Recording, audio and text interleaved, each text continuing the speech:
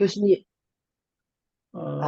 이번 강의는 하베스트 대학교의 정식 강의입니다. 그래서 녹음을 하고 녹화를 해서 유튜브에 공유하도록 할 거고요.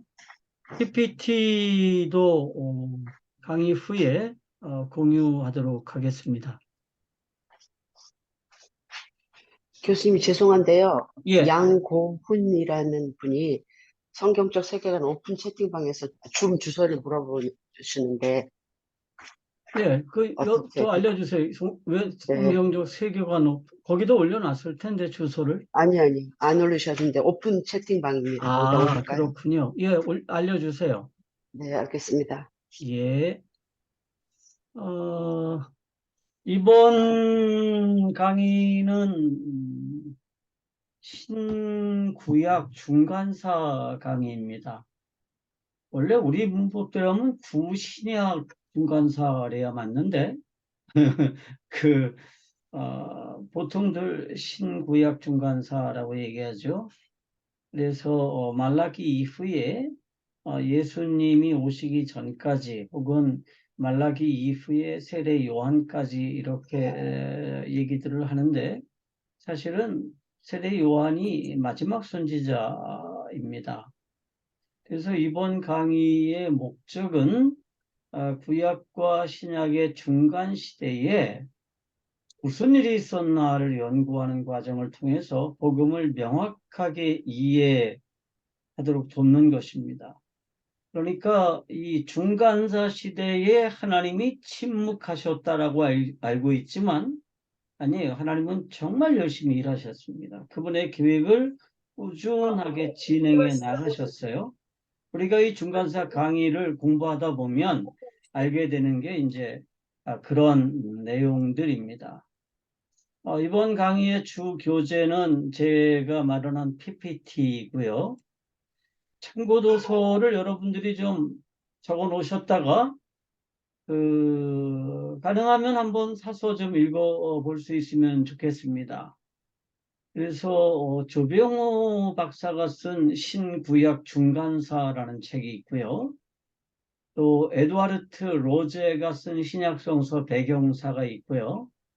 또 신구약 중간사가 있습니다. 레이몬트 실버그라고 하는 분이 쓰신 거고 또 신구약 중간사 이야기라는 책이 있습니다. 이것도 김병국 박사가 쓴 책인데 이 김병국 박사님이 쓰신 책 굉장히 재밌습니다. 쉽게 썼어요. 이야기니까요.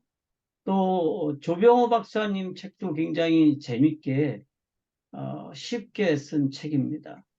그리고 나머지는 조금 좀 딱딱하게 써줬고요. 그 다음에 이제 베르너 페레스터라고 하는 사람이 쓴 신구약 중간사가 있습니다. 이거는 독일 학자라서 우리가 읽기에는 좀 약간 좀 재미가 좀 없습니다. 그렇지만 여러분들이 참고 삼아서 한번 읽어주시면 좋을 것 같습니다.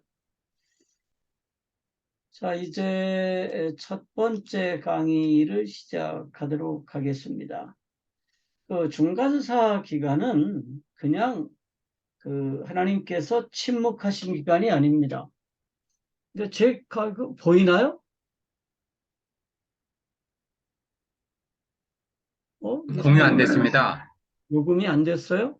지금, 아직 공유 안 됐어요. 아직 PPT 화면 안 떴습니다. PPT 화면이 안 떴군요. 예. 죄송합니다. 이거를 제가 그리고 안 죄송하지만 끄고, 모든 수강생 여러분들은 꼭 그쵸 화면 좀 스피커 좀 꺼주시기 바랍니다. 자, 이제 됐습니다. 참고도서, 이런 것들이고요. 여러분들이 좀 나중에 이거 PPT를 공유할 테니까 가능하면 좀 책을 읽어주시기 바라고요. 또 나중에 레포트를 내야 될 경우에는 이 중에서 제가 원하는 책을 읽고 레포트를 내주시기 바랍니다. 이번 레포트는 그렇게 쉽지는 않을 거예요. 조금 까다롭지만 그래도 좀 다들 레포트를 제출해 주시면 고맙겠습니다.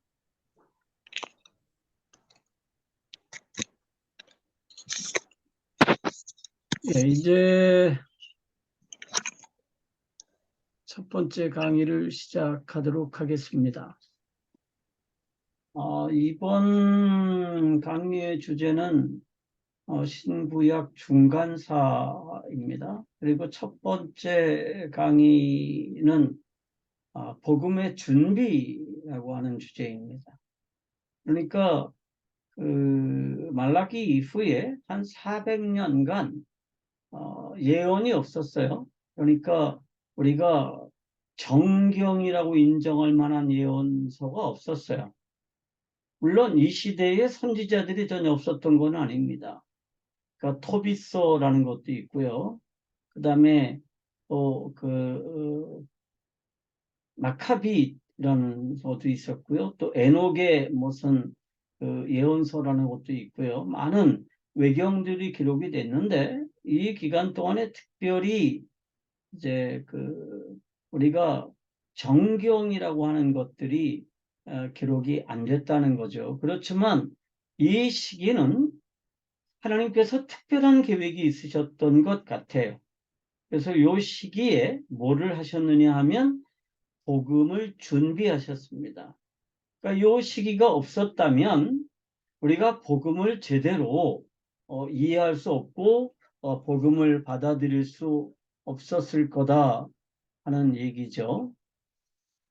중간사 기간을 우리가 BC 586년에서 BC 4년까지를 보는데요.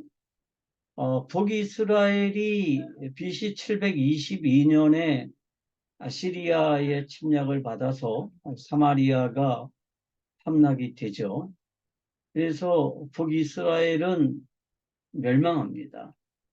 그리고 북이스라엘에 속해 있던 10지파들도 다 소멸하죠. 혼혈이 되면서. 그리고 BC 586년에 남유다도 멸망하죠. 바벨론의 느부갓네살이 예루살렘 성을 이제 함락시키면서 남유다가 이제 멸망을 합니다. 그런데 바벨론이 또 다시 메대와 파사에 의해서 멸망을 당하고 페르시아가 메대를 합병하면서 페르시아에 뛰어난 리더가 나오죠. 그게 소위 말하는 고레스라고 하는 황제입니다. 그 고레스는 역사에서 키루스라고 하는 이름으로 기록이 되어 있습니다. 성경에서는 고레스죠. 그리고 이 고레스가 굉장히 제국적인 정책을 펴요. 그래서 우리가 제국이라 그러면 뭐죠? 우리는 제국 그러면 이런 이미지가 있죠. 막 다른 민족들을 막 핍박하고 억압하고, 그죠? 다른 민족들을 막 침탈하고. 근데 제국은 그런 게 아니에요. 제국이 되려면요, 모든 민족들의 자치권을 거의 인정해 줍니다. 그리고 모든 민족들의 문화와 종교를 인정하죠. 그리고 대부분 경제와 이제 군사력을 이제 중앙에 집중을 시키는 게 제국의 특성입니다. 그래서 사실 바벨론도 우리가 제국이라고 하는데 바벨론이 왜 제국이냐 하면 아시리아처럼 민족들을 혼혈시키지 않았어요. 그래서 특별히 유대인들이 이 바벨론의 포로로 잡혀가서 지내는 동안에 유대인들끼리 따로 공동체를 만들고요. 그리고 유대인들끼리 자기들의 고유한 문화와 종교를 유지할 수 있도록 해줬습니다. 그리고 유대인들의 언어도 그냥 유지할 수 있도록 이렇게 했습니다. 그게 바벨론의 정책이었어요. 그런데 페르시아가 이제 부상하면서 그 고레스라는 왕이 어떤 정책을 세우느냐 하면 특별히 유대인들을 굉장히 호의적으로 대합니다. 그러면서 유대인들 중에 원하는 사람들은 예루살렘으로 돌아가서 거기에서 성전을 세우고 너희들의 신에게 제사를 지내도 좋다. 이런 명령을 내립니다. 그리고 자기들이 그 성전을 함락할 때 가지고 왔던 모든 성전 기물들을 다 돌려주죠. 근데 이 성전 기물들은 바벨론의 마지막 왕이었던 벨드사살이 그 페르시아와 전쟁 중에 공포심을 잊기 위해서 그 수산궁에서 매일같이 술 파티를 벌였는데 그 파티에 성전에서 가지고 온 금잔 이런 거 가지고 파티를 벌였다고 그래요. 그래서 그게 이제 페르시아가 바벨론을 함락시키고 난 뒤에 그 벨드사살이 파티에 이용했던 그 성전의 모든 기구들을 다 돌려주면서 예루살렘 성전을 이제 건축하도록 했죠. 그래서 1차로 포로들이 예루살렘으로 돌아옵니다. 그게 BC 536년이에요. 그러니까 586년에 바벨론이 무너졌고 536년에 이제 포로들이 돌아왔으니까 이제 50년 정도가 지난 거죠. 근데 성전을 짓다가 이 사람들이 너무너무 방해가 심하고 그래서 다리우스 왕 때 이게 이제 중단이 됩니다. 그리고 사람들은 먹고 살기 바빴어요. 그때 이제 학계라든지 스가랴라든지 이런 선지자들이 나타나서 성전 건축을 독촉하죠. 그래서 학계, 스가랴 이런 데 보면 그런 내용들이 많습니다. 응? 성전이 지금 이렇게 황폐되어 있는데 너희들이 집에 그렇게 인테리어를 잘하고 사는 게 말이 되느냐? 응? 왜 너희들이 가난한 줄 아느냐? 왜 너희들이 열심히 수고하는데 남는 게 없는 줄 아느냐? 너희들 생활에만 바빴기 때문이다. 이런 이제 예언들을 막 하면서 다시 이제 성전 재건 운동이 일어납니다. 그리고 이제 이 성전이 건축이 되죠. 그것을 우리가 스룹바벨 성전이라고 불러요. 그리고 이제 페르시아 제국 시대에 BC 478년에 소위 말하는 에스더의 불임절 사건이 일어납니다. 그래서 이제 그 페르시아 내에서 유대인들을 완전히 학살하려고 하는 음모가 벌어지죠. 이거는 히틀러보다도 더 심한 계획이었어요. 히틀러도 유대인들을 뭐 엄청나게 학살을 했지만 페르시아에서는 유대인들의 씨를 말리려는 계획을 세웠습니다. 그리고 유대인들을 씨를 말리기가 참 좋았던 것 중에 하나가 유대인들은 자기들의 디아스포라를 형성하고 한 군데 모여 살았거든요. 그래서 아주 죽이기가 쉬웠죠. 그런데 에스더라고 하는 유대인 여자가 왕비로서 이제 이스라엘 유다 백성들을 구원하죠. 그리고 유다 백성들이 자기들의 원수들에게 이제 복수를 한 날입니다. 그날을 이제 불임절이라고 그래서 오랫동안 유대인들은 이 불임절 축제를 굉장히 거창하게 지켜요. 그리고 이제 458년에 그러니까 20년 후에 에스라라고 하는 그 학사가 있었는데 제사장이었어요. 그러면서 율법학자였는데 이 사람의 주도로 2차 포로 기한이 있습니다. 그리고 이제 유다로 돌아와서 부흥운동을 일으키죠. 그래서 우리가 왜 이렇게 멸망했느냐? 그 이유는 우리가 하나님의 율법대로 살지 않았기 때문이다. 그래서 우리가 율법을 잘 지키고 율법대로 살자. 그러면서 어떻게 해요? 이방인들과의 결혼을 철저하게 금지했습니다. 그리고 이미 이방인 여자와 결혼한 남자들을 이혼시켰어요. 그래서 이방인 여자와 결혼한 남자들이 아내들을 다 내보냈어요. 그리고 심지어는 이방인 여자와 그 동침하는 그 제사장을 죽이기까지 했죠. 즉결 처형을 했습니다. 그러면서 이제 백성들에게 율법을 이제 가리키고 일종의 부흥운동이 일어나면서 유월절 축제를 대대적으로 벌려요.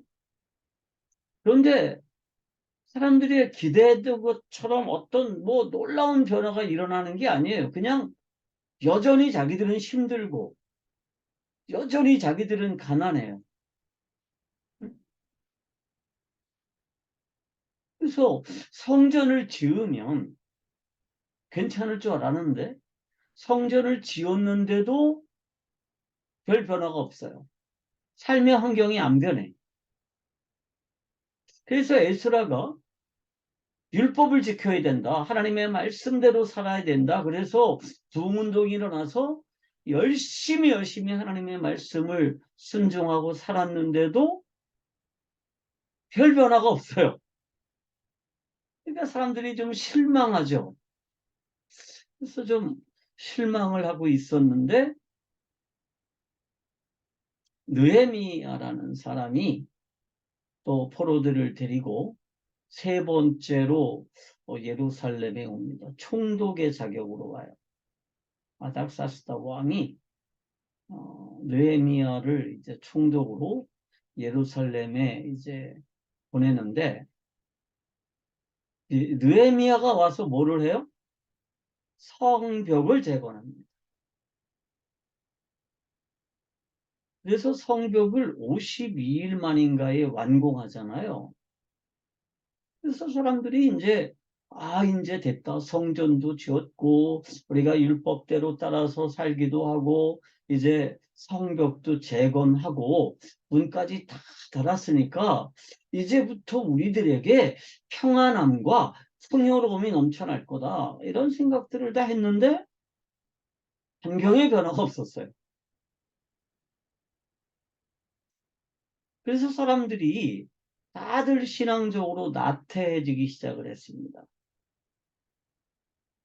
그리고 다시 이제 예배를 등한히 여기고 율법을 무시하려는 이제 그런 풍조들이 일어났죠. 그럴 때 말라기라고 하는 선지자가 일어나서 뭐라 그래요?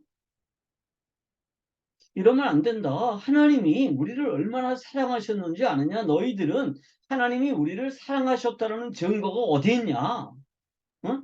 그렇게 말하지만 아니야. 하나님은 우리를 사랑하셨어. 에돔보다 누구를 사랑하셨어요?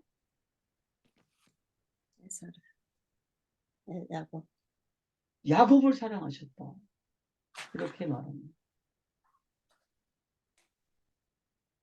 그러면서 이제 말라기가 다시 이제 부흥 운동을 일으켰습니다. 근데 그렇게 큰 효과가 없었어요. 그리고 이제 BC 4년경에 예수 그리스도가 재림하셨습니다. 말라기서가 기록된 게 BC 430년 경이라고 이렇게 우리가 추정을 하고 있죠. 그런데 요 기간, 한 400년 정도의 기간 동안에 하나님은 뭘 하고 계셨느냐 하면 복음을 준비하고 계셨습니다. 그래서 하나님이 하신 일이 뭐냐? 첫 번째로 유대인 회당들을 확산시키셨습니다. 이게 제가 토리는 복음을 강의하면서 설명을 한번 했지만 유대인들은 성전이 중심이죠.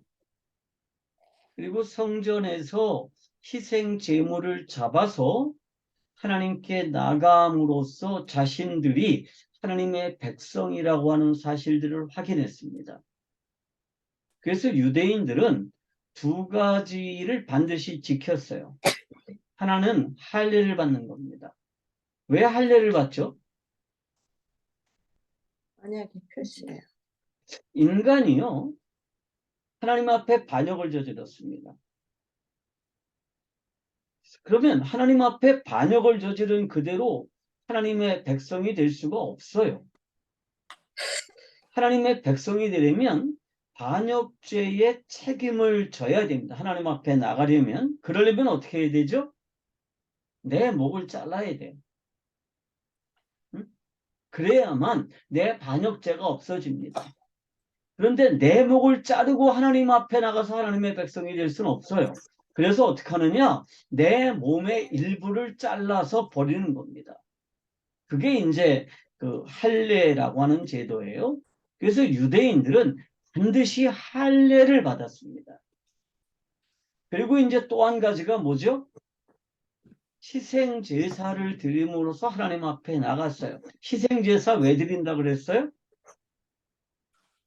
내가 하나님 앞에 나가려면 내가 반역죄의 책임을 가지고 있기 때문에 죽어야 되는데 나를 죽일 수 없으니까 대신 짐승을 죽여서 그 짐승의 피를 가지고 나가는 게 제사 제도예요.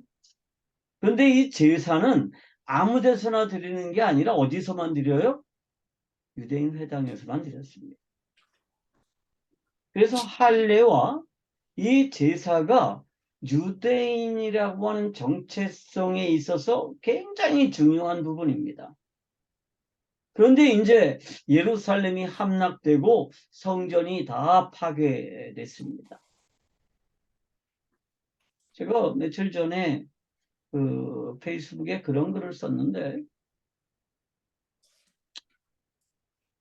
솔로몬 성전도 그랬고 또 헤롯 성전도 그랬는데 지극히 아름다웠습니다.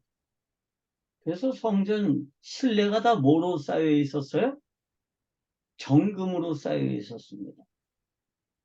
그래서 이방인들이요, 성전을 무너뜨리고 거기 있는 금들을 다 뜯어가느냐고 성전을 완전히 회파시켰어요. 그래서 더 이상 유대인들은 제사라고 하는 제도를 시행할 수가 없었어요. 그리고 이방 땅으로 잡혀갔습니다. 그래서 이 사람들은 굉장한 멘붕에 빠져 있었겠죠. 그럴 때 이제 그 에스겔이나 예레미야나 이런 선지자들이 뭐를 부축했느냐 하면 하나님이 우리를 버리신 게 아니고 하나님이 없는 게 아니고 70년이 지나면 우리가 다시 돌아갈 거니까 그때 우리가 뭐를 해야 되느냐? 여기에서 하나님의 백성으로서의 정체성을 유지해야 된다. 이렇게 강조하면서 여전히 할례 제도를 유지했습니다. 그리고 어떻게 했느냐? 회당 중심의 유대교를 만들었어요. 그래서 이스라엘이 포로로 잡혀가기 전에는 성전 중심의 종교였습니다. 그 종교는 유대인들의 종교예요. 그런데 이제 성전이 회파되고 난 뒤에 회당 중심의 종교로 바뀌었습니다. 처음에는 그 회당 중심의 종교도 유대인들만의 종교였습니다. 그런데 점차 어떤 변화가 일어났느냐 하면 이방인들 중에 유대교로 들어오는 사람들이 있었습니다. 그래서 예수님 당시에만 해도 유대인들이 세 종류가 있었어요. 하나는 태생적인 유대인들입니다. 태어난 지 8일 만에 할례를 받는. 그러니까 태어나고 8째 되는 날에 할례를 받는 유대인들이 있습니다. 이 사람들은 진짜 유대인이에요. 그래서 사도 바울도 뭐라고 얘기하죠? 나는 태어난 지 8일 만에 할례를 받은 진짜 유대인이고 바리새파에서 교육을 받은 사람이다. 이렇게 자기를 강조하죠. 그리고 또 다른 유대인들이 있습니다. 경건한 자들입니다. 이거는 이방인인데 유대 종교로, 그러니까 뭐라 그러죠? 유대 종교로 들어왔습니다. 어? 개종한 거. 개종을 한 거죠. 그리고 개종을 했을 뿐만이 아니라 할례를 받았어요. 그러니까 사실은 이분들은 굉장한 분들입니다. 8살 때 할례를 받으면 통증도 별로 못 느끼고 뭐 자기도 모르는 사이에 받지만 어른이 된 뒤에 할례를 받는 거는 굉장히 고통스러운 일이에요. 지금처럼 무슨 의료 기술이 발달해 가지고 마취제를 놓고 뭐 아주 예리한 그 수술칼로 잘라내고 그러는 게 아니라 옛날에는 칼이 아니라 돌로 이렇게 했습니다. 그리고 이제 바빌론 포로 기간에는 뭐 철기 문명 시대니까 칼로 잘랐지만 그렇게 뭐 지금 수술칼처럼 예리한 칼이 아니고 항생제도 없어요. 그러니까 굉장히 고통스러운 거죠. 그런데 믿음을 가지고 할례를 받은 사람들이 있었습니다. 그 사람들을 경건한 사람이라고 불렀습니다. 그리고 세 번째는 하나님을 경외하는 자들이 있었습니다. 그러니까 이방인인데 유대교로 들어왔어요. 그렇지만 뭐는 하지 않은 거예요? 할례는 받지 않은 사람이에요. 그래서 예수님 당시에 그 백부장이 있었잖아요. 그 예수님이 그 백부장의 종을 치료해 주잖아요. 그럴 때 유대인들이 뭐라 그래요? 아, 이 백부장은요, 하나님을 경외하는 사람입니다. 이렇게 말하는데 그 하나님을 경외하는 사람인 게 뭐냐 하면 이방인으로 유대교에 들어왔는데 할례는 받지 않은 사람입니다. 그게 대부분 고급 관리나 혹은 군인이나 이런 사람들 중에 유대교에 귀의를 했지만 그분들은 할례를 대부분 안 받았어요. 왜냐하면 할례를 받으면 자기들의 공동체에서 추방될 가능성이 컸거든요. 왜냐하면 유대인들은 당시에 굉장히 증오의 대상이었습니다. 근데 어느 날 이 친구가 뭐 유대인들 회당에 나가서 어울리고 그러더니 어느 날 갑자기 할례를 받았어요. 그러면 당시에 목욕 문화가 굉장히 발달했거든요. 응? 그래서 대중목욕탕에 가면 너 유대인 됐어? 뭐 이러고 굉장히 이제 비난을 받고 막 이랬습니다.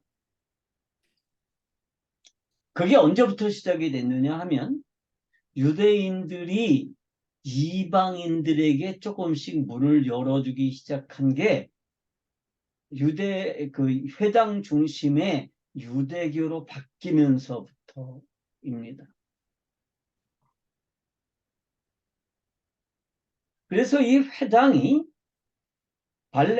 바벨론에 사는 유대인들 디아스포라들마다 회당이 세워졌고 회당 중심에 이제 종교가 만들어졌습니다.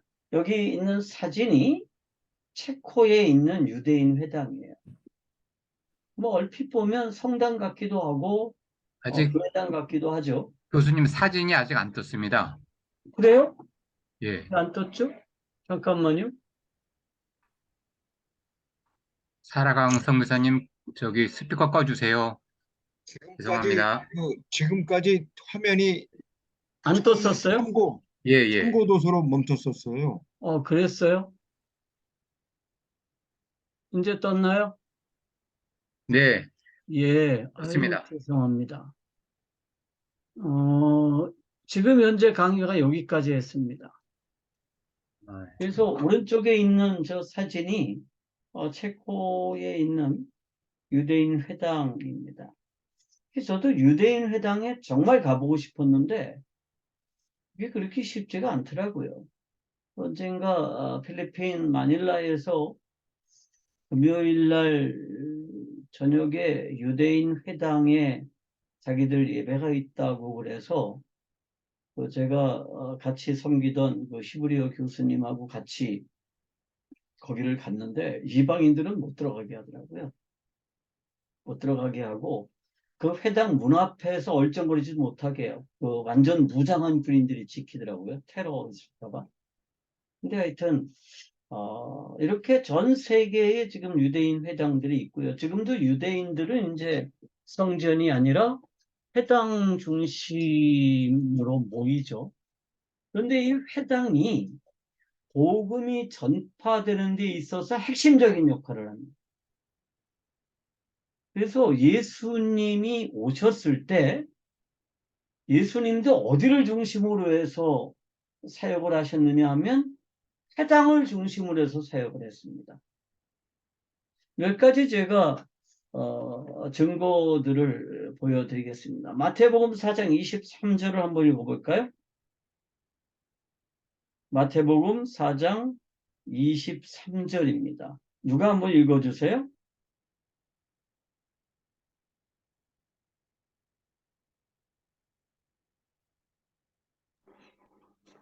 예수께서 온 갈릴리에 두루 다니사 그들의 회당에서 가르치시며 천국 복음을 전파하시며 백성 중에 모든 병과 모든 약한 것을 고치시니. 자, 예수님께서 어디에서 가르치셨어요? 회당에서 가르치셨습니다. 마태복음 9장 35절 한번 읽어볼까요?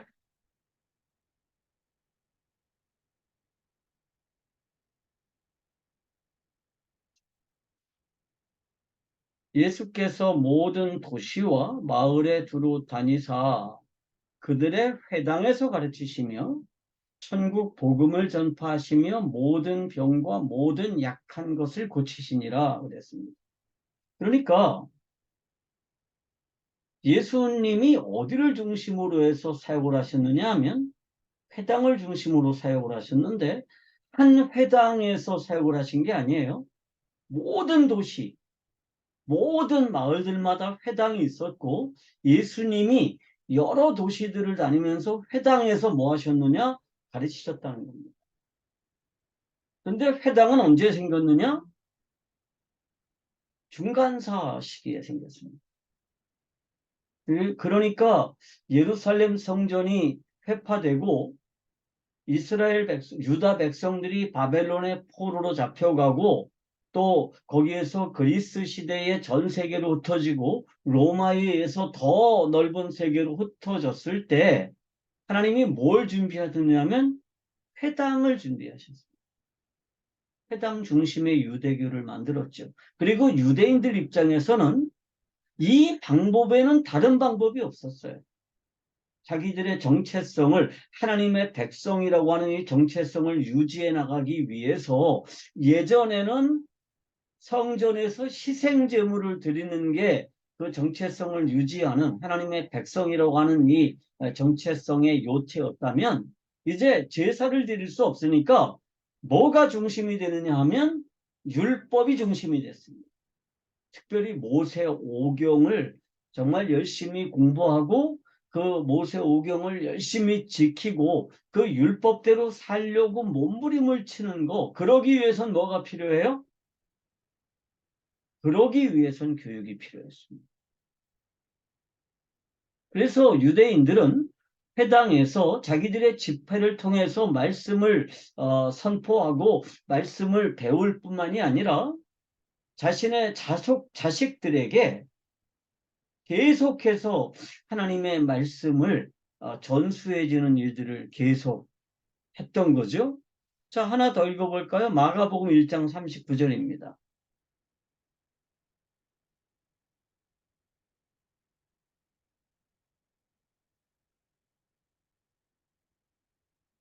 이에 온 갈릴리에 다니시며 그들의 여러 회당에서 전도하시고 또 귀신들을 내쫓으시더라. 그러니까 예수님이 여러 회당들에서 가르치시고 여러 회당들에서 전도하시고 여러 회당들에서 뭐 하셨어요? 치유 사역을 하셨습니다. 그러니까 예수님의 사역은요, 회당 중심의 사역이었고요. 또 다른 랍비들하고 다른 점은 랍비는 한 회당에 주로 가르쳤어요. 한 회당에 이렇게 뭐 붙박이로 있었는데 예수님은 여러 회당들을 돌아다니셨죠. 그래서 하나님이 저를 교회의 붙박이로 담임 목사로 안 시키시고 여러 나라를 다니게 하시는지도 모르겠어요. 어? 예수님도 그러셨어요. 하나 더 볼까요? 누가복음 4장 16절입니다.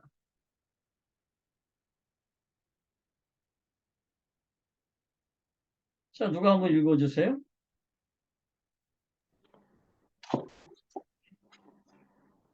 예수께서 그 자라나신 곳 나사렛에 이르사 안식일에 늘 하시던 대로 회당에 들어가사 성경을 읽으려고 서심해.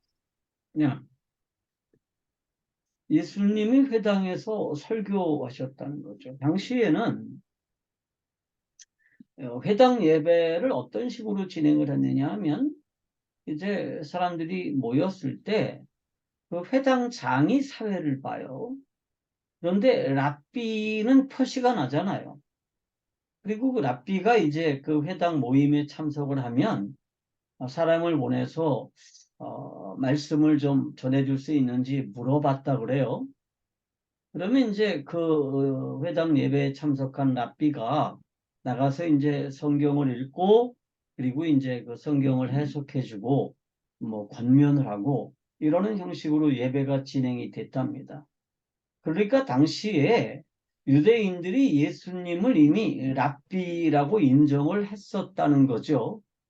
그리고 예수님은 이 회당을 중심으로 가르치시고 복음을 전하시고 그리고 설교하시고 치유하셨습니다.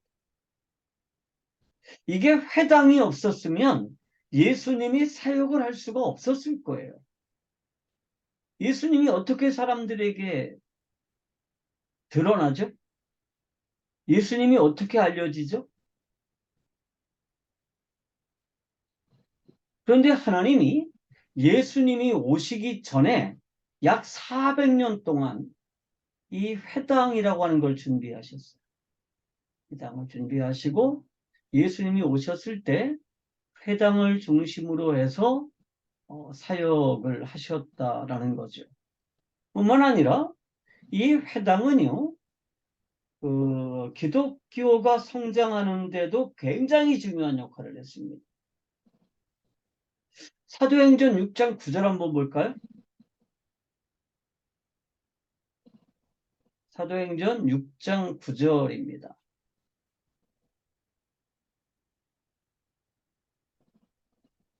이른바 자유민들, 즉 구레네인, 알렉산드리아인, 갈리기아와 아시아에서 온 사람들이 회당에서 어떤 자들이 일어나 스데반과 더불어 논쟁을 했다 이렇게 되어 있습니다. 그러니까 스데반이 길거리에서 사람들하고 싸운 게 아니에요. 어디서 논쟁했죠? 회당에서 복음을 전했습니다. 회당에서 복음을 변증했어요. 그리고 거기에서 순교당했죠. 그래서 그 회당에서 이제 그 스데반의 논리를 반박할 방법이 없으니까 사람들이 어떻게 해요? 논리로 안 되면 뭘로 싸워요? 이제 감정으로 싸우죠. 그리고 분노를 폭발하죠. 그래서 이제 그 스데반을 잡아다가 이제 죽여요. 공회에서 죽입니다. 여기서 공회라고 하는 건 뭐예요?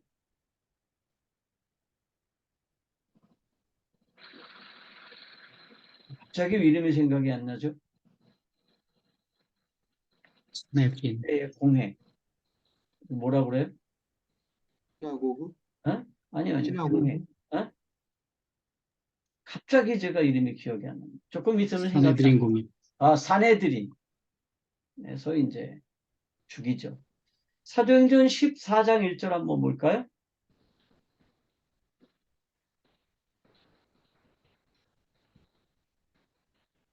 이에 이고니온에서 두 사도가 함께 유대인의 회당에 들어가 말하니 유대와 헬라의 허다한 무리가 믿더라 그랬습니다. 그러니까 이게 두 사도는 누구예요? 바울과 바나바죠. 그래서 이 바울과 바나바도 어디로 가서 복음을 전하느냐 하면 유대인의 회당에 들어가서 복음을 전합니다. 그러니까 이 회당이 전 세계에 이미 퍼져 있었다는 거죠. 그리고 예수님은 그 일을 하셨어요. 그래서 이 중간사 시기가 사람들이 암흑시대라고 말하는데, 저는 이 시기는 암흑시대가 아니라 어떤 시대다? 복음이 준비되는 시기였다는 겁니다. 사도행전 18장 14절 한번 읽어볼까요? 18장 14절.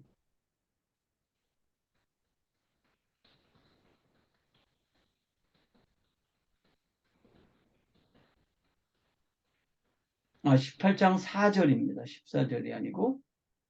누가 한번 읽어보세요. 안식일마다 바울이 회당에서 강론하고 유대인과 헬라인은 잘 안 보여가지고 유대인과 헬라인을 권면하니라. 권면하니라 이렇게 되어 있습니다. 물론 여기에서 헬라인은요, 그냥 제우스 신을 믿는 그러한 헬라인이 아니에요. 뭐한 사람이라는 거죠? 개종한 사람들입니다. 개종했는데 경건한 사람, 이 사람들은 할례를 받은 이방인이고요. 그 다음에 하나님을 경외하는 사람은 할례는 받지 않았지만 유대교로 개종을 해서 이미 회당 모임에 참석하고 있는 사람들입니다. 그러니까 헬라인이 그 유대교적인 바탕이 전혀 없고 하나님에 대해서 전혀 알지 못하는데 바울의 복음을 듣고 바울을 따랐다? 이건 이럴 수 없어요. 그런데 유대인들과 헬라인들이 어디에서 회당에서 자기들의 모임을 갖는데 바울이 그 모임에 참석해서 그들에게 뭐를 했다? 예수가 그리스도라고 하는 사실을 선포하고 논증했다는 겁니다. 그러니까 바울의 선교도 항상 뭐를 중심으로 했어요? 회당을 중심으로 이루어졌습니다. 그러니까 바울이 유럽에 처음 갔을 때 빌립보에 도착을 해가지고 뭐를 찾아요? 회당을 찾는데 회당이 없어요. 그래서 어디로 갔어요? 물가로 가면, 강가로 가면 거기에 회당은 없지만 안식일이라서 유대인들이 모여있는 장소가 있을 거다. 그래서 강가로 갔어요. 그리고 거기서 일단의 유대인 무리를 만나죠. 그리고 그들에게 복음을 전하고 그리고 그들을 중심으로 해가지고 유럽의 첫 번째 교회인 빌립보 교회가 세워지는 거죠. 그래서 하나님께서 말라기 이후에 예수님이 오실 때까지 뭐 하셨느냐? 회당을 세우시고 그 회당을 확산시키셨어요. 그리고 그 회당을 유대 공동체의 핵심으로 세워주셨습니다. 그래서 예수님도 회당을 중심으로 해서 사역을 하셨고 사도 바울도 회당을 중심으로 해가지고 선교 사역을 했죠. 그리고 또 한 가지 이제 그 준비 기간에 이루어진 일이 있습니다. 그게 뭐냐 하면 언어를 통일시켰다는 거예요. 자, 이제 페르시아가 망하죠. 페르시아를 멸망시킨 사람이 누구예요? 알렉산드리아라고 하는 대왕인데 이 사람이 헬라라고 하는 나라를 이제 제국으로 만들죠. 그래서 뭐 페르시아 지역, 그다음에 유럽 지역, 아프리카, 북아프리카 지역까지 전부 이제 통일을 시킵니다. 그리고 그 알렉산더의 영향이 뭐냐 하면 전 세계가 하나의 언어로 통일됐다는 겁니다. 그러니까 유대인들, 유대인들은 그때 어떤 말을 썼을까요? 히브리어를 썼을까요? 아니에요. 그때 아람어요. 유대인은 히브리어를 안 쓰고 아람어를 썼습니다. 페르시아에 오랫동안 살았기 때문에요. 그리고 페르시아가 세계를 지배하고 있었기 때문에 아람어를 썼어요. 그래서 회당 예배 때 대부분의 사람들은 아람어를 쓰고 뭐만 알아요? 성경은 히브리어로 쓰여져 있으니까요. 그래서 율법사가 필요하고 통역사가 필요했습니다. 그래서 히브리어로 되어 있는 이 성경을, 율법서를 히브리어로 읽으면 사람들이 못 알아들어요. 그러니까 뭐 했느냐? 사람들에게 그 내용을 설명해 주는 사람들이 필요했습니다. 그러니까 왜 그 에스라서에 보면 에스라 부흥운동 때 어떻게 했어요? 에스라가 율법책을 읽을 때 레위인들이 뭐 했어요? 그 율법을 사람들에게 설명을 해줬습니다. 그러니까 율법의 내용을 설명했다는 게 아니라 그 히브리어를 아람어로 통역을 해줬다는 거예요. 그런데 이 알렉산더가 세운 이 헬라가 전 세계를 통일하면서 이 헬라어가 공용어가 됩니다. 그래서 전 세계 사람들이 페르시아 지역, 메데 지역, 바벨론 지역, 뭐 수리아 지역, 북아프리카 지역, 이 사람들이 전부 뭐를 썼느냐 하면 헬라어를 읽고 쓸 수가 있었습니다. 이 헬라어가 그런데 세 가지 종류의 헬라어가 있습니다. 그러니까 그리스어가 세 가지예요. 하나는 에틱 헬라어라 그래가지고요. 소크라테스, 플라톤 이런 사람들이 썼던 헬라어입니다. 그러니까 아주 그 에틱한 거죠. 고전 헬라어라고 그래요. 지금 그 고전 헬라어는 그리스 사람들이 못 읽어요. 그러니까 지금 그 우리나라 사람들이 훈민정음 읽을 수 있나요? 나란 말씀이 중국의 나라 이거 몰라요. 똑같아요. 그래서 에틱 그 헬라어는 보통 사람들이 몰라요. 당시에도 보통 사람들이 이해를 못했어요. 알렉산더 그 시대에. 그리고 이제 헬레니스틱 그릭이라는 게 있었습니다. 요거는 이제 그 당시에 쓰던 고급 언어예요. 문학적인 헬라어입니다. 그러니까 책을 쓸 때, 철학책, 뭐 논증할 때 그렇게 쓰는 거고요. 그리고 이제 보편적으로 쓰는 헬라어가 뭐냐면 코인의 헬라어입니다. 이 코인의 헬라어는 그 알렉산더 대왕의 군대에서 쓰던 헬라어예요. 그래서 알렉산더 대왕의 군대에는 제국 군대답게 어떻게 했어요? 전 세계의 민족들이 들어와 있었습니다. 그래서 명령 체계가 필요하죠, 군대는. 그러다 보니까 그 군대에 들어가면 코인의 헬라어를 배우고 코인의 헬라어를 사용했어요. 그래서 코인의 헬라어가 그 점차 뭐가 됐냐면 세계 공용어가 됐습니다. 세계 공용어가. 그리고 이 코인의 헬라어는 보통 장사꾼들이 많이 쓰던 언어예요. 일반적으로 쓰는 언어예요. 그래서 제가 그 지난번에 인도에 가서 그 힌두교도들의 그 제사에 참여를 했더니 그 사제가 그 베다를 읽는데 산스크리트어로 된 베다를 읽더라고요. 근데 지금 그 인도 사람들 중에 산스크리트어를 이해할 수 있는 사람은 0.1%밖에 안 돼요. 그러니까 브라만 그 사제들만 산스크리트어를 읽고 이해할 수 있어요. 나머지는 몰라요. 똑같아요.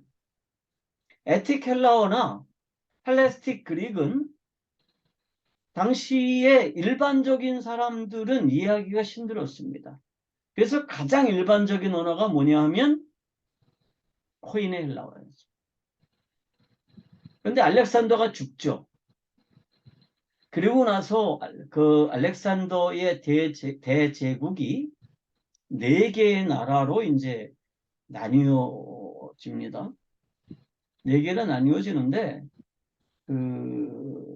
유다는 어디에 속해 있느냐 하면 프톨레미오라고 하는 왕조에 속해 있는데 프톨레미오는 알렉산더의 아주 최측근 부하 장수였어요.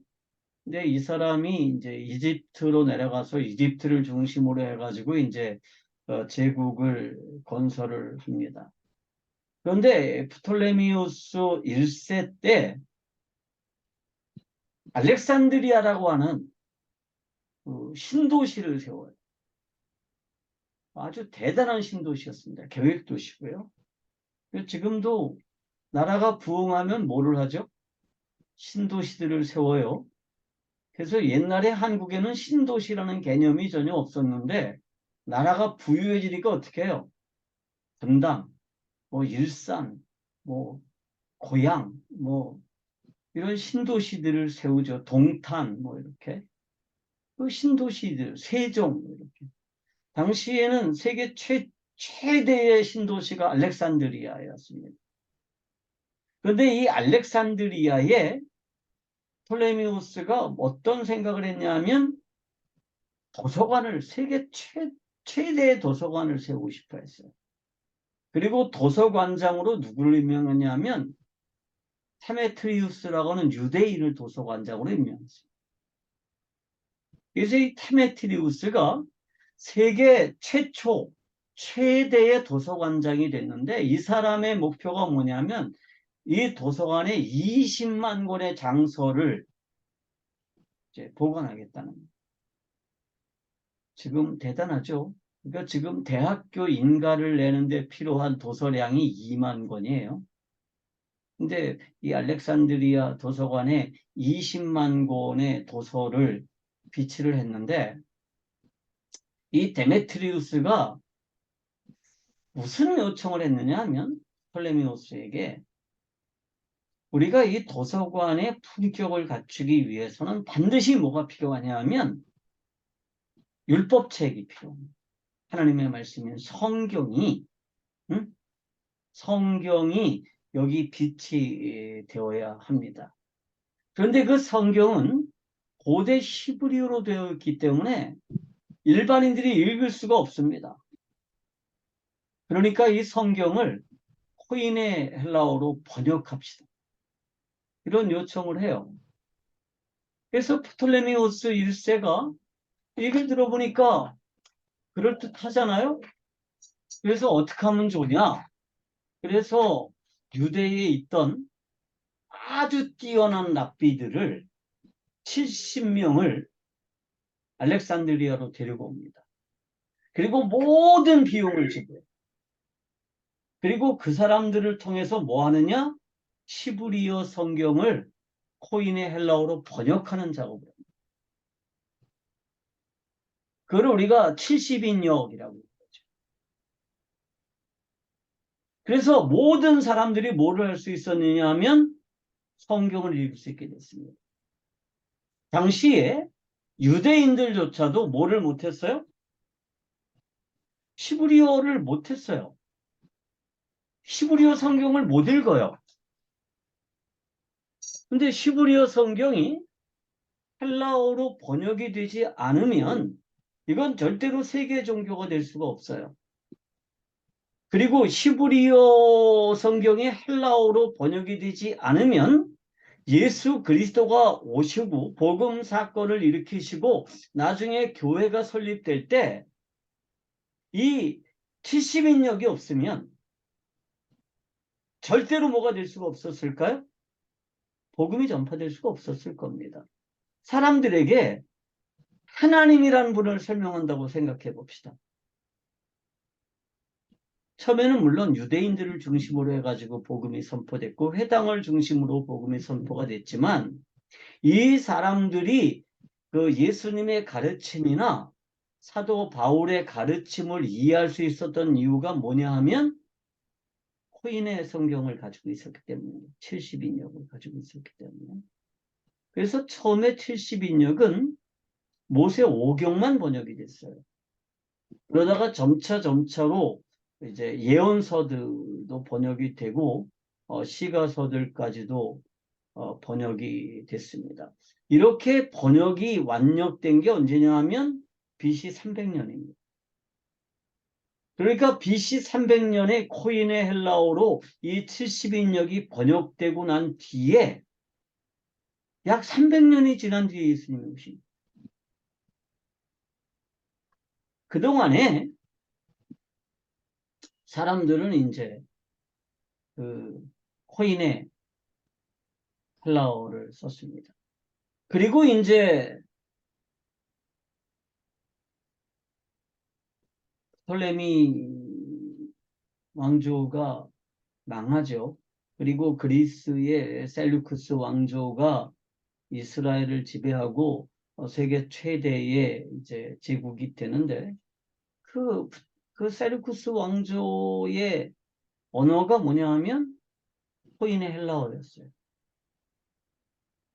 그러니까 만약에 이스라엘 백성들이 망하지 않고, 그죠?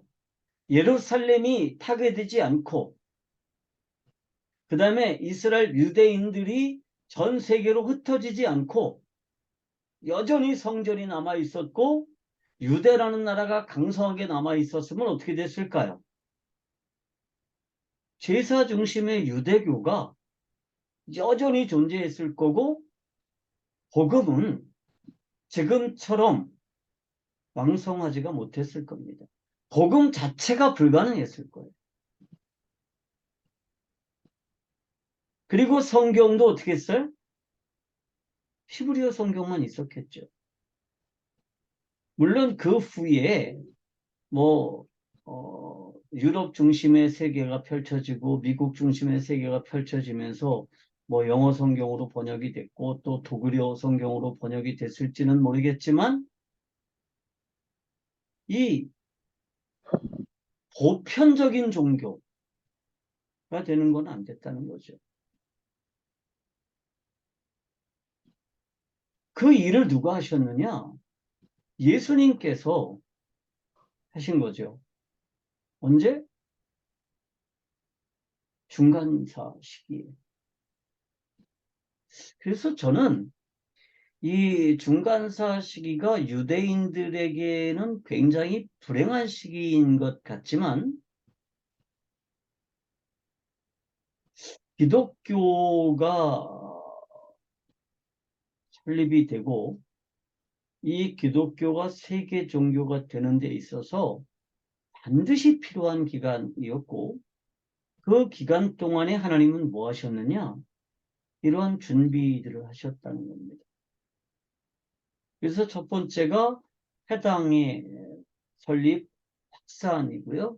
두 번째가 이제 언어의 통일입니다. 그래서 우리가 참고로 좀 알아야 될 게 이거죠. 여러분들이 관주 성경을 지금도 보시나 모르겠는데 제가 고등학교 때만 해도 우리나라는 관주 성경이 있었습니다. 스코필드 성경이라고. 그게 이제 그 개역 성경이었죠. 그래서 관주 성경들 많이 있었는데 관주 성경을 읽다 보면 그 관주들이 있잖아요.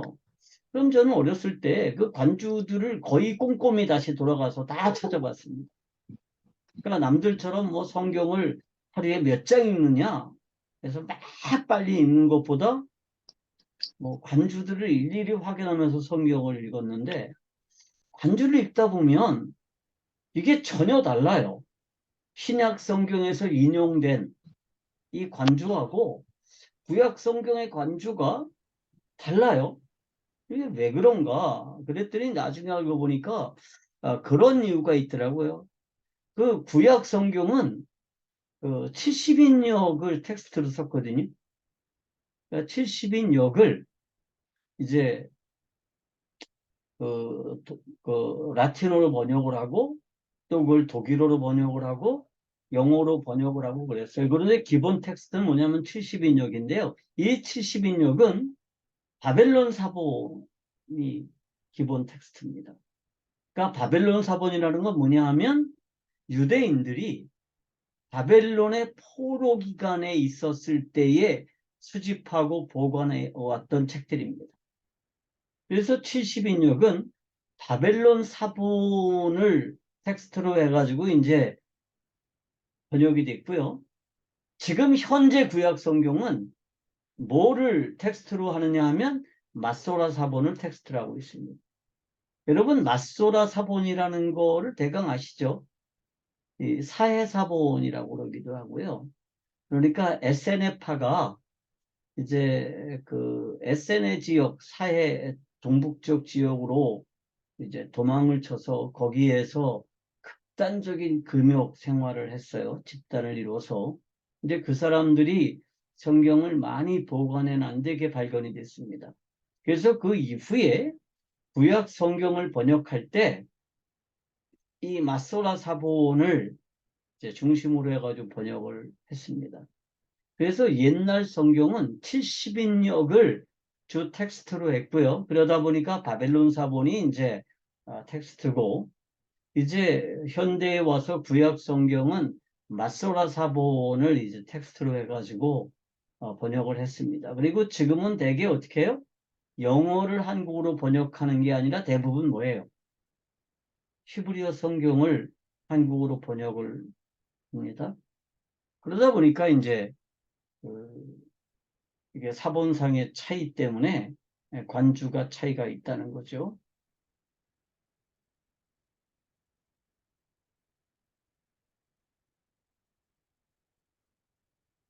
그리고 이제 복음 전파를 위한 준비가 또 하나 있었습니다. 그거는 로마가 세계의 대제국이 된 거예요. 그러니까 로마 이전까지는요, 전 세계를 자유롭게 다닐 수가 없었습니다. 전 세계를. 도로가 없었어요. 그러니까 유대인이 바벨론까지 잡혀갈 때 얼마나 고생했는지 모르죠. 또 그 바벨론에서 유다로 돌아올 때도 아마 굉장히 고생했을 거예요. 도로망이 없으니까. 그런데 이제 로마가 세계 제국이 되면서 뭘 했느냐 하면 도로망을 정비했어요. 그리고 로마는 어떻게 했느냐? 전 세계에 군대를 보내고 군수품을 보내기 위해서 어떻게 했느냐 하면 포장도로를 만들었어요. 엄청나게 많은 포장도로를 만들었습니다. 그 포장도로가요, 약 8만 킬로 정도 있었다고 그래요. 8만 킬로. 로마의 포장도로가. 한국의 지금 포장률이 굉장히 높죠. 우리 99%가 포장률인데 한국의 포장도로가 전체 10만 5천 킬로미터입니다. 그러니까 지금부터 한 2300년 전에 로마에는 이미 8만 킬로의 포장도로가 있었고요. 또 잘 닦여진 비포장이지만 그 도로가 40만 2천 킬로가 있습니다. 여기 지도에 나와 있지만 잘 안 보이죠? 조그맣게 화면을 보니까. 이 로마 제국 전체를 연결했어요. 그래서 속담이 하나 있죠. 모든 길은 어디로 통한다? 로마로 통한다. 그래서 고속도로를 다 만들었어요. 도로를 어떻게 포장했을까요? 아스팔트로 포장한 게 아니라 돌멩이를 깎아서 돌멩이를 짜 맞춰서 포장도로를 만들었는데 그 포장도로가 직선 구간에서는 폭이 2.45m입니다. 약 2.5m 정도 돼요.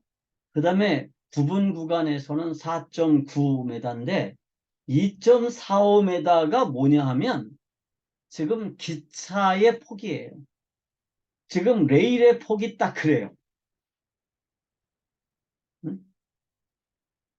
그래서 요 밑에 사진에 한번 보세요. 이게 로마의 포장도로인데요.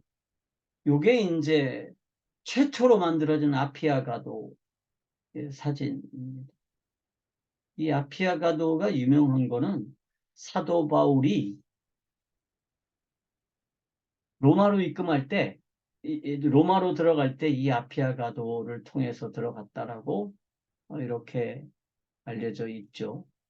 그래서 이 도로망이 잘 정비가 되다 보니까 어떻게 했어요? 사도 바울이 전 세계에 선교를 할 수 있었던 거예요. 당시의 전 세계. 어디까지 갔어요? 스페인까지 갔어요.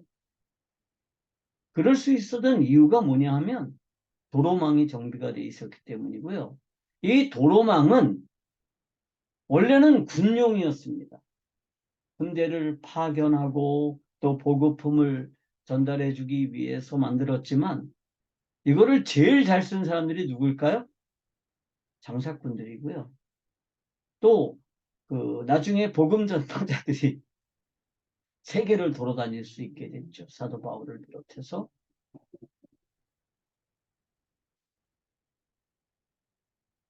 그러니까 이게 참 놀라운 일이에요. 그리고 이 도로를 만들었을 뿐만이 아니라 당시에 뭐가 많았을까요?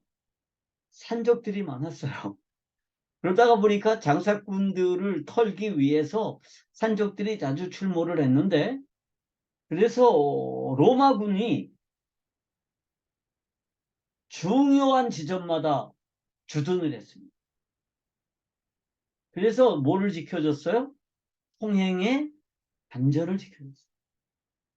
그래서 그 사도 바울이나 또 복음 전파자들이나 혹은 상인들이 로마 군의 보호를 받으면서 어떻게 했어요? 세계를 돌아다닐 수 있었어요. 그러니까 이게요. 만약에 로마가 세계 제국이 되지 못했으면 이런 도로망이 없었을 겁니다. 바벨론도 이런 도로망 안 만들었고요. 페르시아도 이런 도로망 안 만들었습니다.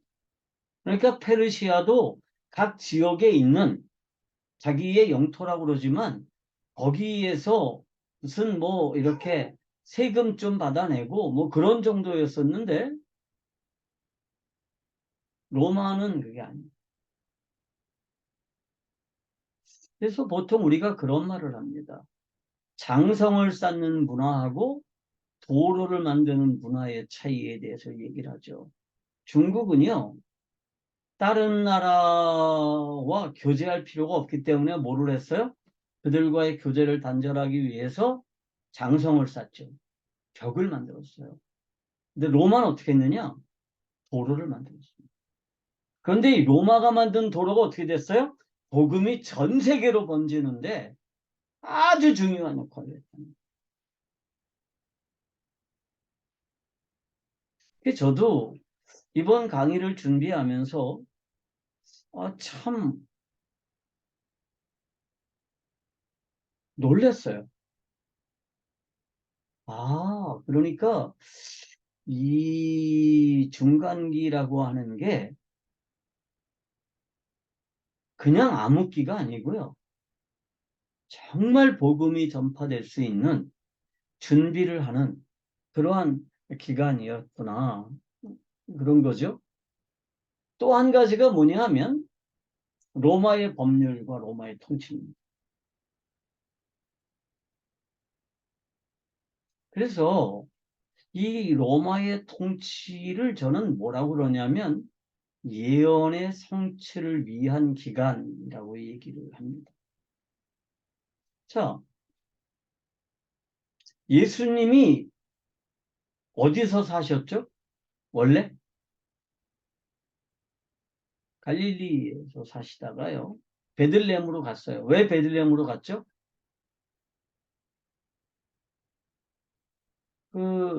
호적하러 갔어요. 근데 왜 호적을 했을까요? 이제 로마의 내란이 이제 진압이 되고 옥타비아누스가 로마의 황제가 됐습니다. 아우구스투스예요, 이 황제가. 그런데 아우구스투스가 이제 내란을 오랫동안 벌리다 보니까 정말 필요한 게 뭐냐면 돈이었어요. 그래서 돈을 황제가 만들려면 어떻게 해야 되죠? 세금을 걷어들여야 되잖아요. 그래서 로마 제국에 있는 모든 사람들을 다 호적 신고를 하게 했어요. 그래서 뭘 받았을까요? 사람 머리숱대로 세금을 받았어요. 그러기 위해서 이제 자기 고향에 가서 전부 호적을 등기하도록 했어요. 그래서 성경에 뭐라고 돼 있어요? 아우구스투스가 천하에 영을 내려 호적을 하라 했다. 이렇게 기록이 돼 있죠. 그리고 이 호적은 언제 하라고 그랬다고 그래요? 브레뇨가 첫 번째 총독이었을 때 하라고 그랬다고 그래요. 자, 누가복음 2장 1절에서 5절을 한번 읽어볼까요?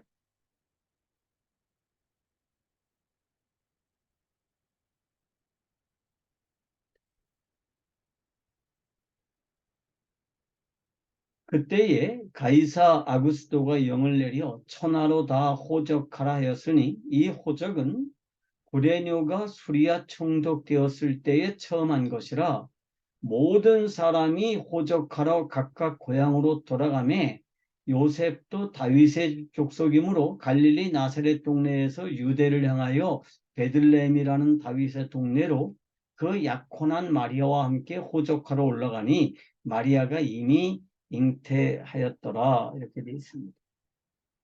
그러니까 우리가 역사적인 그 사건을 알 수 있죠. 첫째, 아우구스투스가 이 호적이라고 하는 것을 이제 만들었다는 거고요. 유대 땅에 이 호적이라는 것을 시행한 총독이 누구냐면 수리아 총독인 구레뇨라고 하는 사람입니다. 그러니까 성경엔 구레뇨라고 되어 있지만 역사서에는 큐레노스라고 되어 있습니다. 그런데 이 큐레노스가 역사에는 이제 그 많은 사람들이 큐레노스가 수리아 총독이 됐을 때가 AD 25년경이라고 그래요. 그래서 이거 성경 틀린다. 그러는데 최근에 비문이 하나 발견됐습니다. 그리고 그 비문을 해석해 보니까 큐레노스가 2번 수리아 총독을 했어요. 첫 번째는 BC 7년, 8년 이때 수리아 총독을 했고요. 그래서 AD 10년경까지 수리아 총독을 했고 그 후에 AD 20년경에 다시 수리아 총독이 된 거로 이렇게 나와 있습니다. 그리고 아우구스투스가 이제 호적하라고 영을 내린 게 BC 5년경입니다. 그래서 예수님은 이 호적 등록을 하기 위해서 베들레헴으로 갔다가 거기서 태어나죠. 자, 사도행전 5장 37절 한번 볼까요?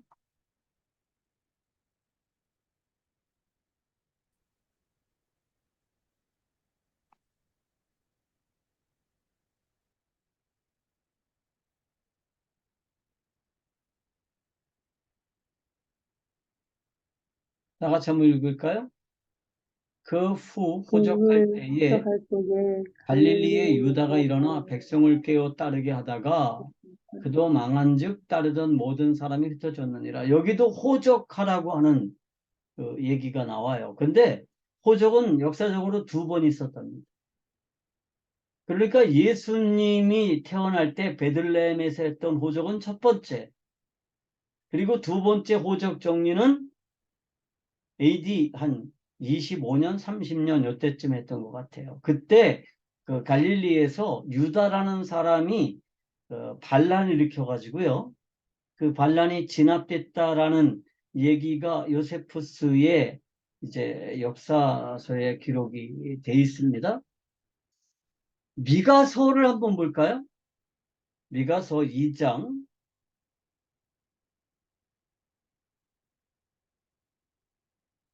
1절을 한번 읽겠습니다.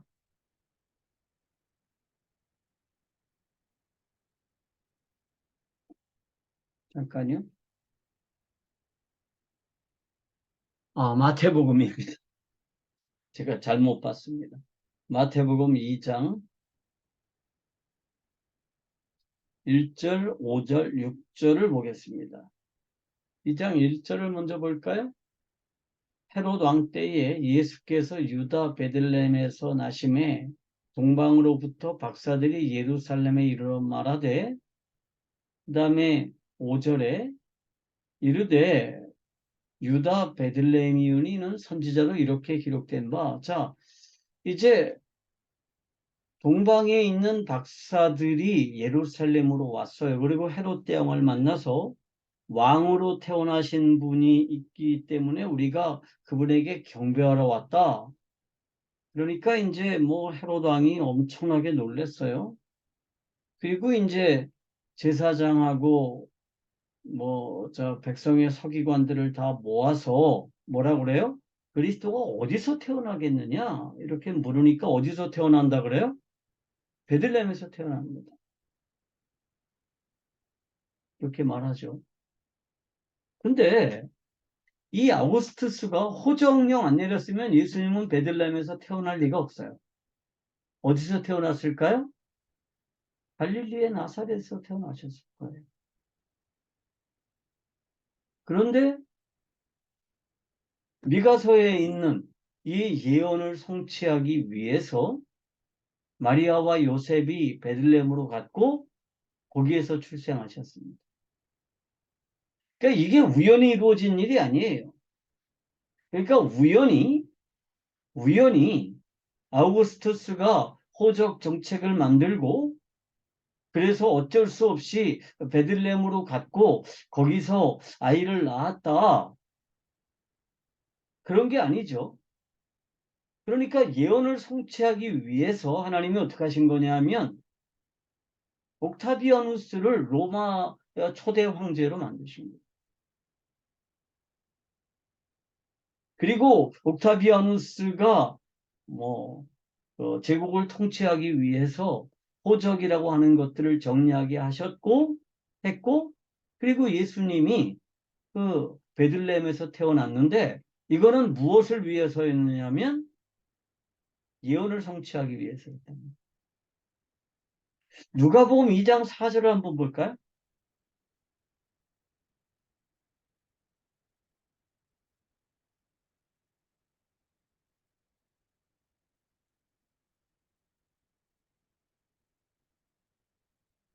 누가복음 2장 4절에서 5절입니다. 요셉도 다윗의 집 족속이므로 갈릴리 나사렛 동네에서 유대를 향하여 베들레헴이라 하는 다윗의 동네로 그 약혼한 마리아와 함께 호적하러 올라가니 마리아가 이미 잉태하였더라. 거기 있을 그때에 해산할 날이 차서 이렇게 되어 있습니다. 우리는 성경을 읽을 때 이렇게 생각해요. 마리아하고 요셉이 한 일주일 정도 베들레헴으로 갔는데 어?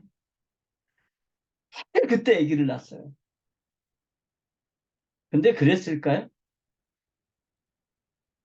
몇 년 걸렸을지도 몰라요. 혹은 몇 달 걸렸을 수도 있죠. 어쨌든 거기 있을 때 아이를 낳았어요. 그런데 원래 이 아우구스투스의 이 명령이 없었으면 예수님은 나사렛에서 태어났을 거고요. 그러면 예언이 성취되질 않아요. 그리스도는 어디서 태어나야 돼요? 베들레헴에서 태어나요. 요한복음 7장 42절 한번 볼까요?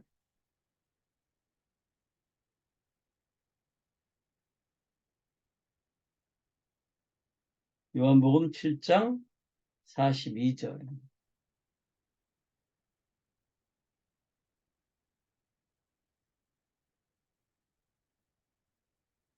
예수님의 이제 설교를 듣고 40절부터 보면 이렇게 돼 있어요. 이 말씀을 들은 무리 중에서 어떤 사람은 이 사람이 그 선지자라며, 누구죠? 메시아. 어떤 사람은 그리스도라 하며, 어떤 이들은 그리스도가 어찌 갈릴리에서 나오겠느냐? 성경에 이르기를 그리스도는 다윗의 씨로 또 다윗이 살던 마을 베들레헴에서 나오리라 하지 아니하였느냐? 이런 이제 논쟁이 벌어지죠. 그러니까 사람들은 예수님이 나사렛에서 태어난 줄 아는 거예요. 그런데 예수님은 어디서 태어났어요? 베들레헴에서 태어났는데 사람들이 전부 아는 게 뭐예요? 그리스도는 어디서 태어나야 된다? 베들레헴에서 태어나야 된다. 근데 이 모든 일들을 치밀하게 섬세하게 준비하신 분이 누구예요? 하나님이십니다. 그걸 언제 준비하셨다고요? 중간기 기간에 준비하셨어요. 또 로마의 총독들에게 주어진 권한이 있었습니다. 사람을 십자가에 매달아서 처형하는 권한이 있어요. 물론 나중에 이 권한은 왕들 중에서도 행사할 수 있었죠. 그런데 사람을 십자가에 매달아 죽이는 이 권한은 총독에게 있었습니다. 그런데 사람들이 예수님을 무슨 죄로 죽였죠? 참남죄로 죽였습니다. 하나님의 아들이라고 본다고. 그러면 유대인들의 형벌대로 하면 어떻게 죽었어야 되죠? 예수님을? 돌로 쳐 죽였어야 돼요. 그죠? 그런데 빌라도의 손을 빌려서 십자가에 매달아 죽였습니다. 왜 예수님은 돌에 맞아 죽지 않고 십자가에 맞아 죽었을까요? 십자가에 매달려 죽었을까요? 그 이유가 뭐죠? 모든 인류의 저주를 대신하기 위해서입니다. 자, 신명기 2장 23절 한번 읽어볼까요?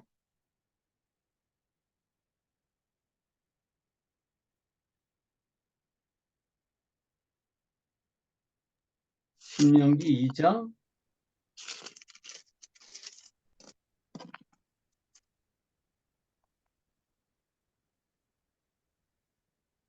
'또 갑돌에서 나온 갑돌 사람이 가사까지 각촌에 거주하는 아이 사람을 멸하고 그들을 대신하여 거주하였느니라.' 이거 뭐가 잘못됐네요. 이건 제가 다시 내일 찾아서 알려드리겠습니다. 뭔가를 잘못 제가 적었어요. 갈라디아서 3장 13절을 한번 읽어봅시다.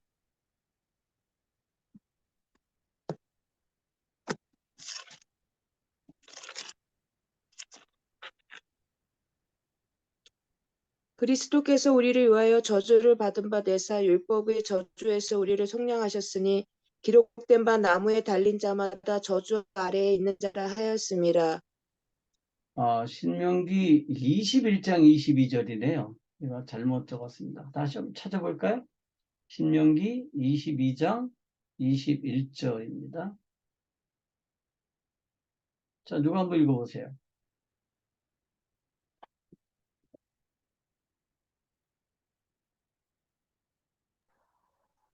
신명기 21장 22절, 23절.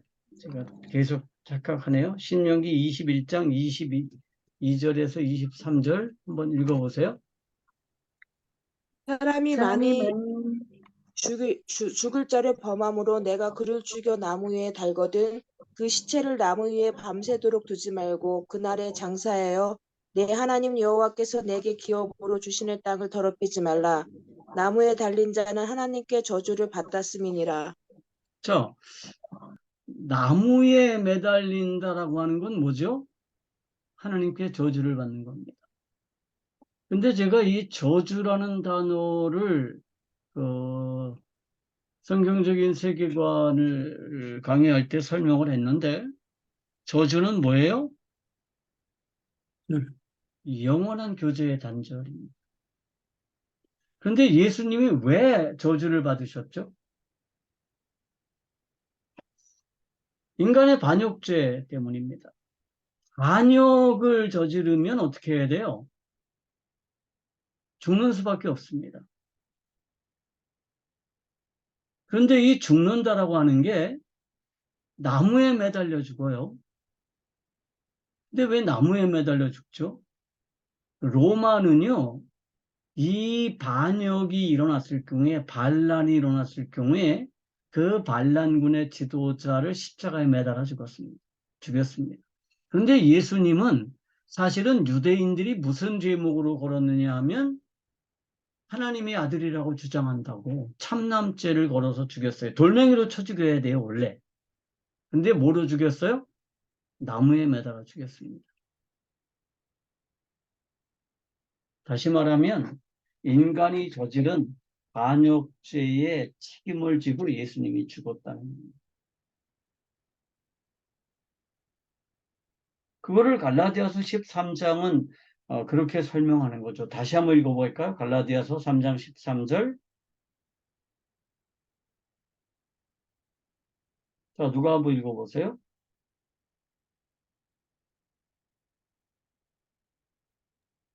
그리스도께서 우리를 위하여 저주를 받은 바 되사 율법의 저주에서 우리를 속량하셨으니 기록된 바 나무에 달린 자마다 저주 아래에 있는 자라 하였으니라. 자, 여기 보면 저주라는 단어가 3번 나와요. 그런데 특별히 율법의 저주라는 단어가 나오죠. 율법이 왜 저주죠?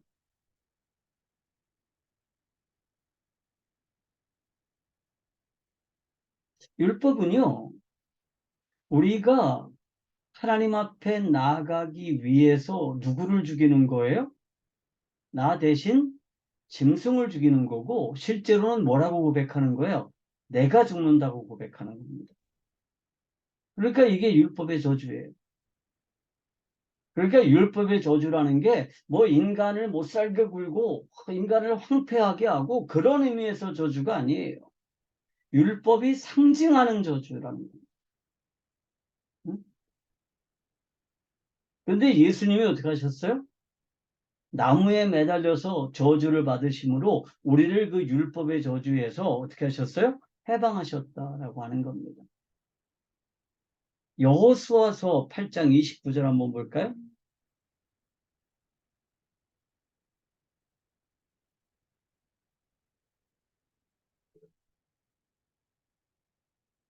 여호수아서 8장 29절.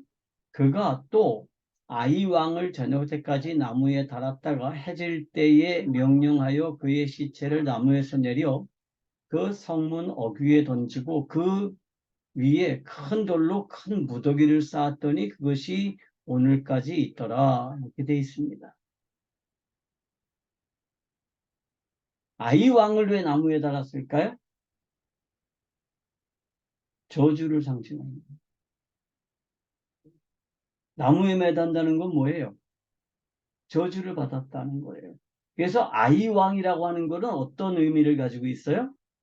하나님에게 바알라를 일으킨 하나님의 반대편에 서 있는 그러한 이방 족속의 대표죠.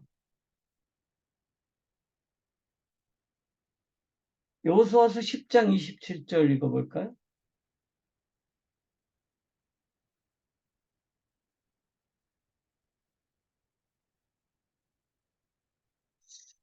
10장 27절, 26절부터 읽습니다.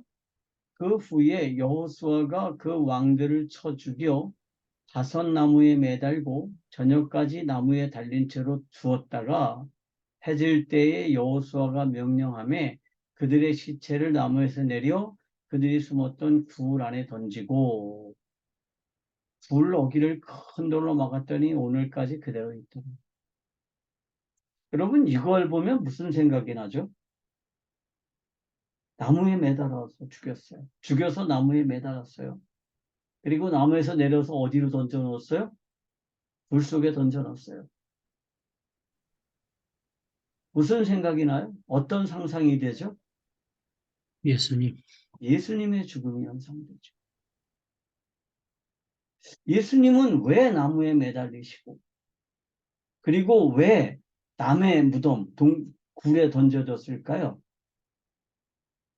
인간의 저주를 대신하셨기 때문입니다. 베드로전서 2장 24절 마지막으로 한번 볼까요?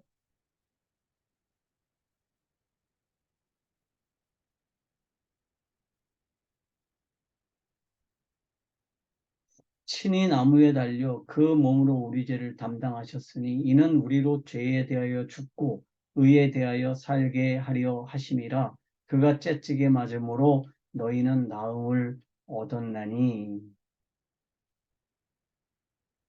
예수님이 그냥 어쩌다 보니까 십자가에 달리신 게 아니죠. 인간의 반란죄를 대신해서 반란죄의 가장 대표적인 처형 방법인 십자가형을 받으신 겁니다. 예수님은 반란을 일으킨 적이 없어요. 로마에 대해서도 반란을 일으킨 적이 없고요. 또 인간이 저지른 이 하나님을 위한 반역죄와도 상관이 없으신 분이세요. 그런데 예수님이 인간의 반역죄, 다시 말하면 하나님을 향해서 일으킨 반역죄의 책임을 지고, 그리고 인간들의 대표로 십자가에 달리셨습니다. 그러므로 이제 예언을 성취하셨죠. 그런데 이 모든 일들이 어떻게 해서 가능해졌다고요? 로마가 세계 제국이 되고, 로마가 법률을 정비하고, 로마가 세계의 패권을 졌기 때문에 일어난 일이었습니다. 그러니까 바벨론이 일어나고, 페르시아가 일어나고, 헬라가 일어나고, 로마가 일어나고, 이러한 모든 과정들을 누가 준비하셨느냐? 하나님이 준비하셨고요. 또 하나님의 은혜로 이러한 일들이 이루어졌다. 그래서 중간사 기간은 뭐라고 정의할 수 있느냐? 복음을 준비하는 기간이었다. 우리가 이렇게 이해를 하면 이제 중간사의 기초를 이해할 수 있게 되는 겁니다. 오늘 강의는 여기까지 마치고 질문 받도록 하겠습니다. 기도하겠습니다. 하나님, 정말 감사합니다. 저희들에게 지혜를 주시고 총명을 주셔서 깨닫게 하시고 공부할 수 있게 하셔서 감사합니다. 오늘 이 강의에 주의 종들이 함께 했는데 이 강의에 하나님의 은혜를 더하여 주시옵시고 오늘 우리가 공부한 것들이 우리의 사역의 밑바탕이 될 수 있도록 은혜 베풀어 주시옵소서. 우리 주 예수님의 이름으로 기도하옵나이다. 아멘. 네. 네. 교수님, 질문 있습니다. 예, 오늘 강의 너무 감사하고요. 예. 이 강의 자료, 교재, 이거 혹시 배부가 되나요? PPT는 제가 이 단톡방에 올려놓을 거고요. 네. 그다음에 참고도서들 좀 구입해서 읽어 보시면 큰 도움이 될 겁니다. 참고도서들 좀 많이 읽어보시고. 감사합니다. 그다음에 요거 지금 현재 녹화했는데요. 요거 유튜브에 네. 올리도록 하겠습니다. 정식 강의니까. 예. 너무 좋겠네. 이거 한 번 듣기는 너무 좀 방대해가지고 조금 힘들었거든요. 그게 이제 첫 강의라 그래요. 예, 첫 네. 강의라서 하여튼 저는 최선을 다해서 쉽게 하려고 했는데 아니, 들을 때는 이해가 되는데 이게 머릿속에 남아있어야 되는데 예, 그게 어려운 것 같아요. 예, 다시 한번 강의를 이렇게 유튜브를 통해서 들으면 뭐 잘 이해가 될 겁니다. 네. 또 다른 질문 있으신가요? 아니, 이건 좀 약간 외적인 질문인데요. 로마가 도로 건설과 그런 건축에 뛰어난 면을 보였는데 특별히 도로 건축을 그 돌로 그렇게 한 것이 로마인들이 독창적인 것입니까? 아니면은 독창적인 겁니다. 그러니까 다른 민족들은 도로를 만들 생각을 못했어요. 로마가 그렇게 했습니다. 제가 책에서 보니까 이탈리아 로마에 깔아놨던 그 요만한 그 돌이 이 저 길이가요 50cm가 넘는다고 그러더라고요. 그러니까 이게 그것이. 그 도로라는 게 지금도 마찬가지예요. 그냥 예. 흙에다가 아스팔트를 덮으면 다 깨져 버립니다. 예. 그러니까 얇은 돌로 도로를 만들면 늘 군대가 지나가려면 뭐가 지나가야 돼요? 마차, 예, 말. 보급품 실은 마차 이게 지나가려면요. 그냥 뭐 한 15cm 정도 되는 돌로다가 이렇게 깔아놓으면 다 깨져버립니다. 그러니까 큰 돌을 직사각형대로 깎아가지고 그러니까 육면체로 깎는 거죠. 이게 직사각형이라고 그러죠. 그렇게 깎아가지고 그걸로 도로 포장을 한 거예요. 그러니까 웬만한 무게를 다 견딜 수 있었던 겁니다. 그러니까 지금까지도 남아있는 부분들이 많죠. 예. 지금까지. 그러니까 경복궁에 깔렸던 것 같은 박석을 가지고서 도로를 만들면 못 견딥니다. 다 깨져버리죠. 예. 제가 이게 제가 프랑스 잠깐 있었는데요. 예. 프랑스 갈 때 보면 길들이 다 이게 돌로 깔려 있어요. 골목길이고 큰 길이고. 그래서 구두를 그러니까 하이힐 같은 예. 굽이 뾰족한 것들은 돌 사이에 끼어가지고 다니기가 힘들었었거든요. 그러니까 유럽 그게 예, 로마의 전통인데 초창기에 처음 만들었을 땐 그런 홈이 없었대요. 네, 몇천 년이 지나면서 사실은 오랜 시간이 지나면 돌이 닳잖아요. 그래서 틈이 벌어지고 홈이 생겼다고. 그래서 지금 이제 로마의 도로를 보면 저기를 어떻게 마차가 덜커덩거리면서 갔을까 그러는데 책들을 읽어보면 당시의 도로는 뭐 거의 매끈한 수준이었다고 그러더라고요. 그러니까 로마의 공병들의 기술 수준이요. 당시에 세계 최첨단이었죠. 그러니까 예전에 그러니까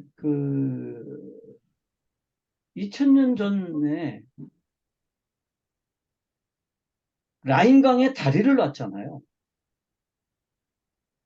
그 넓은 라인강에 아치형으로 돌다리를 놨잖아요. 근데 돌다리가 마차가 양쪽으로 교행할 만큼 넓은 다리를 놨어요. 그러니까 이 로마는 당시에 전 세계가 감히 흉내를 낼 수조차 없는 정도의 기술력을 가지고 있었던 거죠. 근데 그 모든 것들이 뭐냐? 복음을 위한 준비 과정이었다.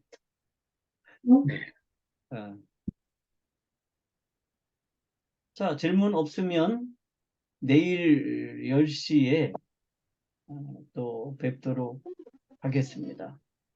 교수님 질문 있습니다. 예. 다른 질문이 아니고 저희가 이거는 단톡방이 없습니다. 그래서 예. 오픈 채팅방에다 그냥 올리실 건지. 아니요, 이거 강기석 선생님 단톡방 따로 만들어 주세요. 그리고 이제 내일부터는 오픈하는 게 아니라 여기 들어와 있는 분들끼리만 하는 겁니다. 네, 그런데 제가 개인적으로 여기 질문 드린 분들이 있거든요. 예. 본명을 알려주시라고 하신 분이 조이풀 한 분 계시고요. 그냥 이걸로 들어오신 분이 있고, 그 다음에 053 한메일 UK 이렇게 들어오신 분이 있는데, 저하고 카톡이 안 맺어 있는 분들이에요, 이분들은. 예. 그리고 그 중에서 양곤이라는 분도 지금 안 맺어 있고요, 저랑요. 그 다음에 바나바스도 안 맺어 있고요. 그 다음에 오한근 님도 안 맺어 있거든요. 김형옥 님도 안 맺어 있고, 김문숙 님 안 맺어 있고, 이분들은 저하고, 제가 여기다가 지금 뭐라 그러죠? 갑자기 생각이 안 나네. 아이디를 올리겠습니다. 그러니까 안 맺어 있는 분, 지금 여기에 지금 들어가고 계시거든요. 그래서, 저한테 카톡을 보내주시면 제가 단톡방을 만들겠습니다. 지금 현재 기록이 계속 되고 있었네요.